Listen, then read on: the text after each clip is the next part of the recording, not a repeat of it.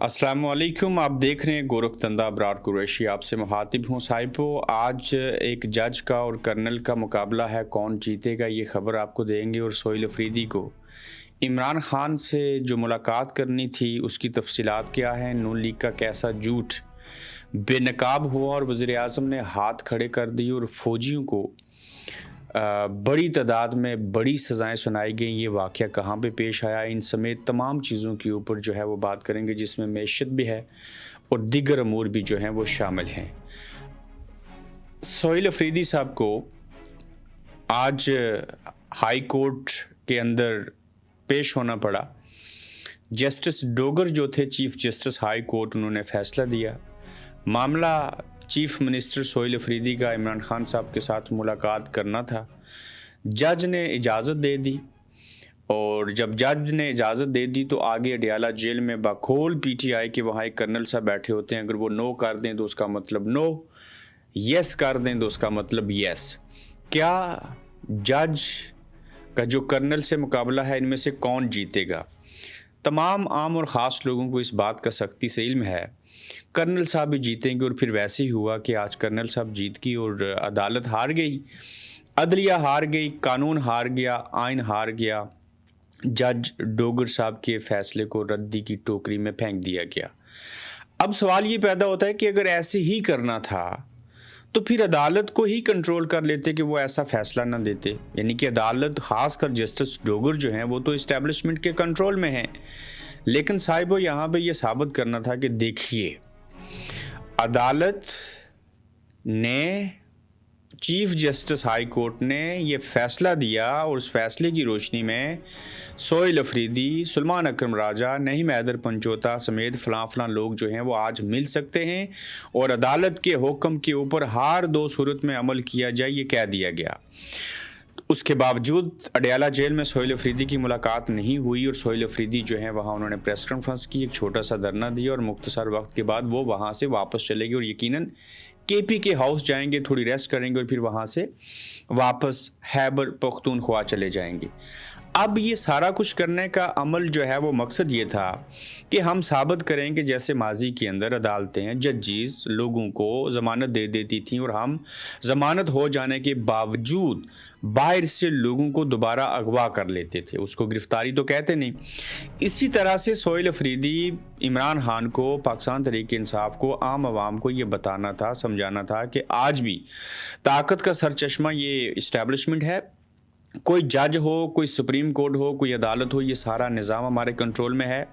कहीं वकला के किसी बार के इलेक्शन हो तो हम ही उनको संभालते हैं, हमारी ही मर्ज़ी का बंदा सदर बनता है, चूँकि हम पैसा देते हैं, सब चीज़ें करते हैं। तो ये जो कलम है ना वकला के हाथ में, ये कलम नहीं, ये भी एक डंडा है।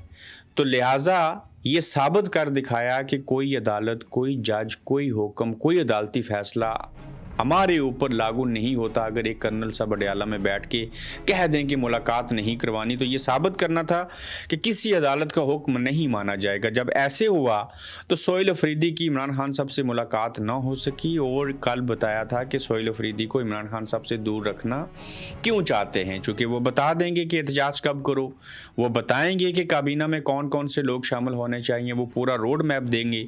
तो अब एक ये भी बात सामने आई थी कि हो सकता है कि सोहेल अफरीदी की मुलाकात करवा दें, चूँकि अगर ये मुलाकात ना करवाई तो एक लावा पक रहा है कि इमरान खान से सोहेल अफरीदी को मिलने नहीं दिया जा रहा। तो ये बात दुरुस्त नहीं है। अब वो मुलाकात करवाना भी चाहते हैं और ना मुलाकात करवाना भी नुकसान है। अगर मुलाकात करवा दी जाए तो उससे बड़ा नुकसान है। तो ऐसी सूरत हाल में ये फ़ैसला किया गया कि हम मुलाकात नहीं करवाएंगे, ये ज़्यादा बेहतर है, चूँकि इसमें नुकसान कम है। तो अब होगा क्या, जब आप किसी को मिलने नहीं देंगे, बार बार अदालती हुक्म की जो है वो खिलाफवर्जी करेंगे, तो फिर क्या होगा?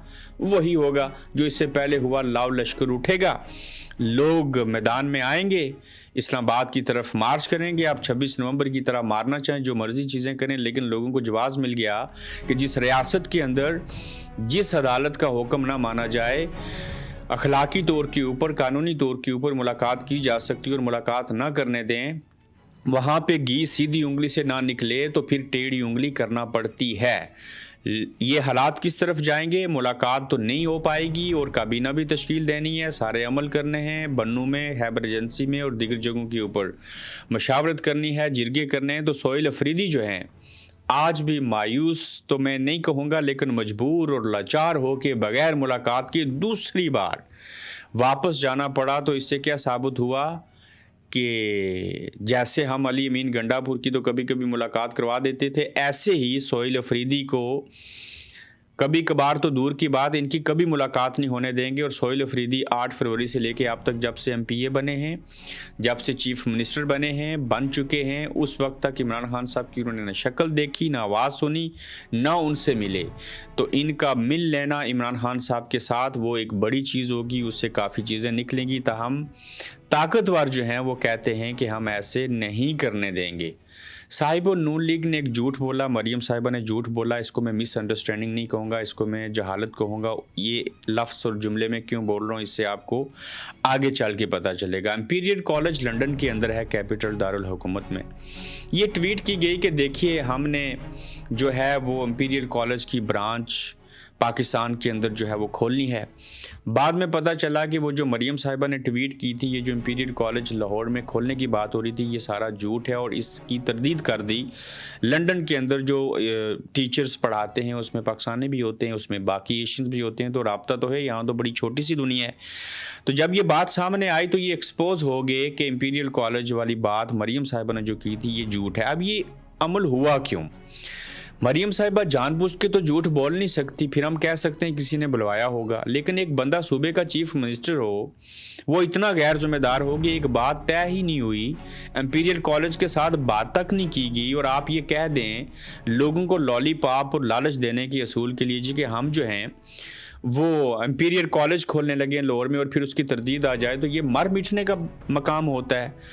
اب مریم صاحبہ کا کمیونیکیشن جو گیپ ہے وہ تو اور زیادہ بڑھ چکا ہوا ہے۔ ایک تو وہ محصور ہیں اپنے گھر کے اندر، جب سے یہ ٹی ایل پی والا معاملہ ہوا ہے یہ سارے گناہ ان کے ساتھ ڈال دیے گئے ہیں۔ اور دوسرا میں تصویر کا رخ آپ کو دکھاتا ہوں صاحبہ، میں نے یہ جو ثانیہ نامی لڑکی ہے آج آپ کے سامنے انکشاف کرنے لگا ہوں، کسی کی ذات کے اوپر نہیں بات ہو رہی، ان کی بہن کے ہسبینڈ یعنی کہ ان کے برادری لا کا میں نے مینچسٹر انگلینڈ میں انٹرویو کیا تھا آج سے 3 سال پہلے۔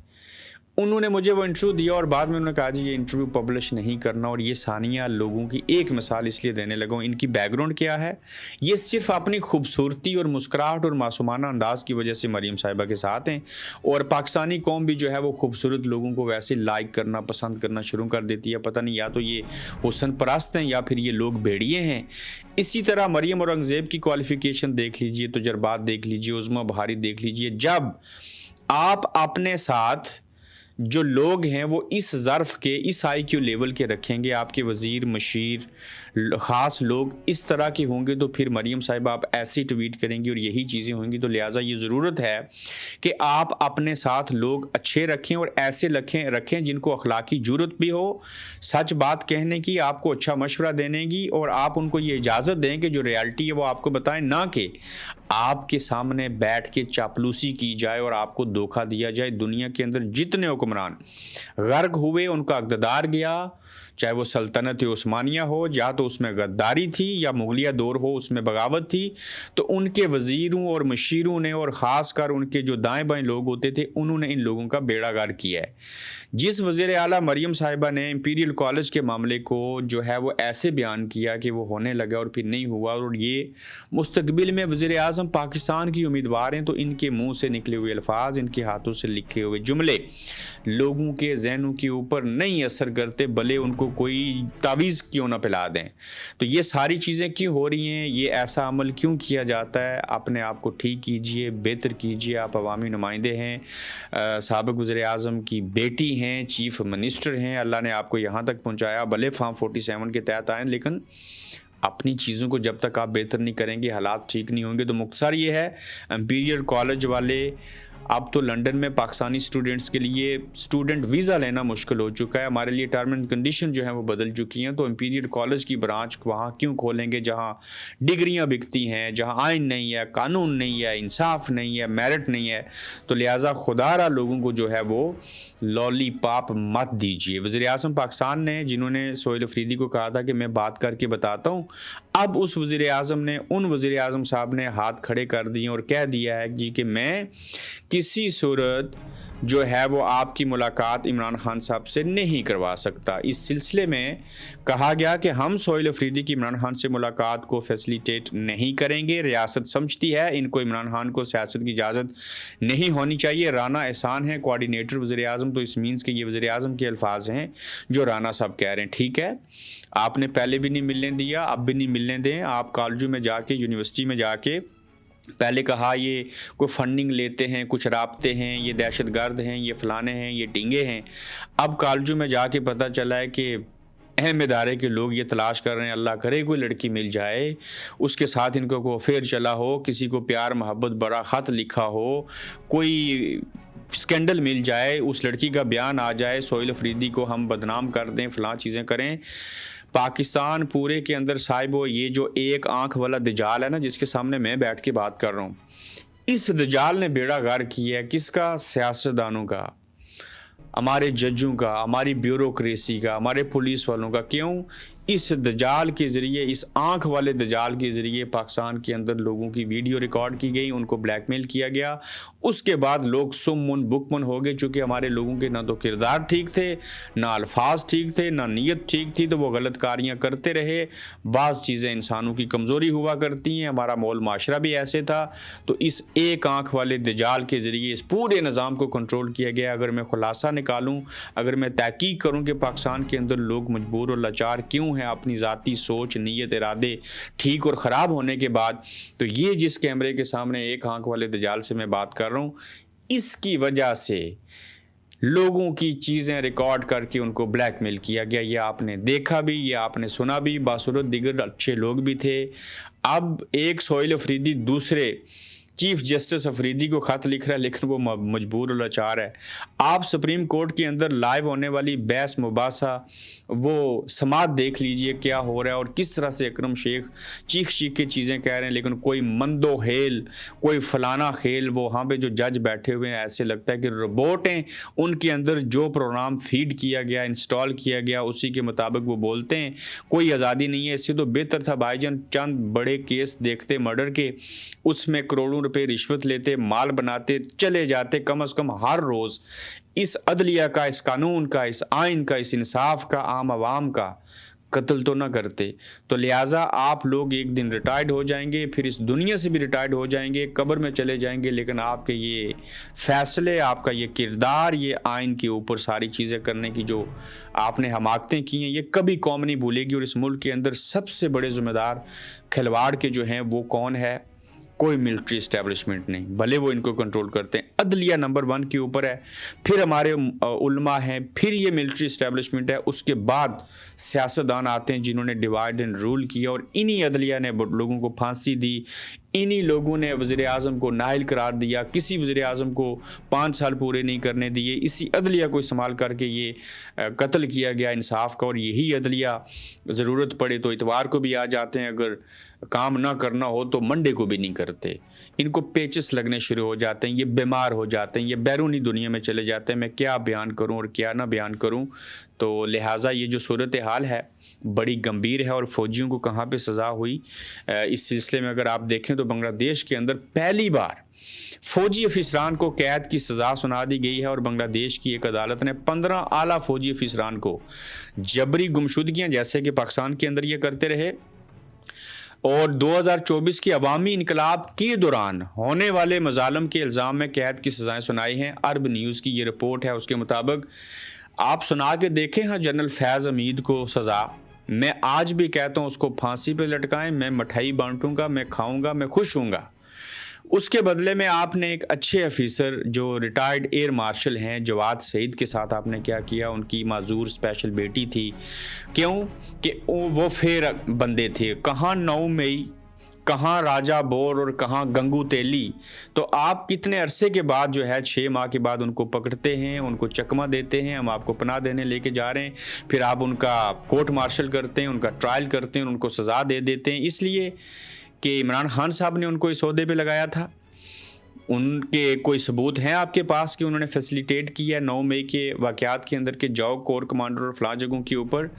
آپ ہر اس بندے کو, ہر اس فوجی کو سزا دے سکتے ہیں جس کا تعلق عمران خان کے ساتھ ہے, جو آگ سچ کے اوپر کھڑا ہوتا ہے, لیکن کبھی اس کو آپ سزا نہیں دیں گے جو سزا کا اصل میں حقدار ہے. تو بنگلہ دیش والوں نے مثال قائم کی, یہ ہوتی ہیں عدالتیں. یہ نہیں کہ آپ ڈوگر صاحب فیصلہ دیں اور وہاں بیٹھا ایک شخص کرنل صاحب جو ہیں وہ اس کو ردی کی ٹوکری میں ڈال دیں اور کہیں جی کہ نہیں ہم ملنے دیں گے. آپ کون ہوتے ہیں ایسا کرنے والے صاحب؟ وہ اس ملک کے اندر صرف ایک چیز چاہیے, ایک لفظ چاہیے جس کو سامنے آنا چاہیے, اس کے اوپر عمل ہونا چاہیے. یہ عدالتیں نہیں, یہ عمارتیں ہیں. اور وہ ایک چیز جو ہے وہ ہے انصاف ہو جائے, عدالتیں آزاد ہو جائیں, اچھے لوگ آ جائیں باصورت دیگر. ہمارے ملک کے اندر تو بار کونسل کے الیکشن میں بھی انصاف نہیں ہو سکتا, فیئر نہیں ہوتے. تو انہی کے ذریعے ہی آگے ججز بنتے ہیں. یہی وہ لوگ ہوتے ہیں جو پی سی او کے تحت حلف اٹھا لیتے ہیں. تو ہم اس سونے کی مرغی کو لالچ میں آ کے ذبح کر دیتے ہیں جو روزانہ سونے کے انڈے دے سکتی ہے. تو لہٰذا ہم مفاد پرست لوگ ہیں. بے روزگاری کی شرح کے اوپر اگر بات کریں تو پاکستان کے اندر اس وقت جو معاشی حالات ہیں وہ نہایت ہی گمبھیر ہیں, اور بے روزگاری کی شرح 25 سے 30% کے درمیان ہو چکی ہے. یہ تاریخ کی بلند ترین سطح ہے جب سے پاکستان بنا ہے, اور یہ ورلڈ بینک کے مطابق 45% لوگ سطح غربت سے نیچے چلے گئے ہیں پاکستان کے اندر, جبکہ ہماری ریسرچ کے مطابق یہ اعداد و شمار 47% ہیں. اس سے پہلے بھی یہ نمبر کبھی نہیں دیکھے گئے کہ ملک کے اندر یہ صورتحال پیدا ہو جائے. اور یہ سمینہ پاشا کی رپورٹ کے مطابق توجہ ضروری باتوں پر ہے کہ سہیل افریدی وزیر اعلیٰ نہ بن پائے, ملاقات نہ کر پائے, گرل فرینڈ ڈھونڈ لو, خان کا پیغام نہ آنے پائے, کیس نہ لگنے پائے, کوئی جج آزاد نہ ہو, اور ٹاؤٹ اور جو ریفرنس ہیں وہ بھیجے جائیں, ٹاؤٹ پیدا کیے جائیں. ترمیم کرو, 27ویں آئینی ترمیم لے کے آ جاؤ, صحافی کا پروگرام بند کر دو, ٹرمپ کے جوتے پالش کرو, علیمہ کے وارنٹ جاری کر دو. یہ سمینہ پاشا کہتے ہیں کہ ایک طرف ملک کے اندر 47% جو بے روزگاری ہے وہ بڑھ چکی ہے, غربت کی لکیر سے لوگ نیچے چلے گئے ہیں. اور ہماری ترجیحات کیا ہیں؟ یہ غدار ہے, یہ فلاں ہے, یہ ایسے ہے, یہ ویسے ہے. تو جس ملک کے اندر ترجیحات ہی کچھ اور ہوں, جہاں پہ کسی کو فیلڈ مارشل کو ایکسٹینشن چاہیے ہو, جہاں کسی کو چیف بننا ہو, کسی نے کچھ اور کرنا ہو, تو پھر وہاں پہ یہی ساری صورتحال ہوگی. تو آخری نقطہ دیکھیں وہ بھی اسی کے ساتھ جڑا ہے کہ نہ سرمایہ کاری آ رہی ہے, نہ معیشت میں استحکام ہے, نہ ترقی کی طرف ملک جا رہا ہے. ملک میں بے روزگاری اور غربت بڑھتی جا رہی ہے. ورلڈ بینک بھی یہی کہہ رہا ہے, چیخ رہا ہے کہ پاکستان کا گروتھ ماڈل نہ آمدنی میں اضافہ کر سکتا ہے, نہ غربت میں کمی لا سکتا ہے. حکومت اور وزیر خزانہ محمد اورنگزیب ریفارمز کرنے میں بالکل ناکام ہیں. جی ڈی پی گروتھ دیکھی جائے تو گزشتہ 4 سال پاکستان کی تاریخ کے بدترین سال رہے ہیں. یہ آخر کار بولے ہیں شاہ زیب خانزادہ, جن کے مطابق یہ صورتحال ہے پاکستان کے اندر معیشت کی. اور دوسری جانب آپ کو بتا دیا کیا کیا کھلواڑ ہو رہے ہیں. ہم بھی سوچ رہے ہوتے ہیں یا اللہ کو اچھی, کوئی سچی, کوئی نیک چنگی خبر ملے جو ہم عوام کو بتائیں اور انہیں لگے کہ بھائی جان یہ سب بہتر ہے, سب چیزیں اچھی ہو رہی ہیں. لیکن ہمارے پاس یہی خزانہ ہوتا ہے, اسی کے اوپر ہم تبصرہ کر سکتے ہیں, یہی انفارمیشن آپ کو دے سکتے ہیں. جب تک ملک کے اندر حالات ٹھیک نہیں ہوں گے, جمہوری نظام ٹھیک نہیں ہوگا, انصاف نہیں ہوگا, لوگوں کو آپ ان کی دہلیز کے اوپر جو بیسک چیزیں ہیں وہ نہیں پہنچائیں گے, تو یہ ملک کبھی ترقی نہیں کر سکے گا. اور معیشت کو دیکھ کے ہم کہہ سکتے ہیں وہ وقت دور نہیں جب یہ لوگ چیخ چیخ کے اٹھیں گے اور نیپال, بنگلہ دیش, انڈونیشیا, سری لنکا کی طرح یہ تخت الٹ کے رکھ دیں گے, اور تب آپ کے پاس کچھ باقی نہیں ہوگا جس کو آپ بچانے کی کوشش کریں گے. تو اپنا خیال رکھیے گا, اپنا فیڈ بیک دیجیے گا. تو جلد انشاءاللہ آپ سے پھر ملیں گے. آپ دیکھ رہے ہیں گورکھ دھندا ابرار قریشی کے ساتھ.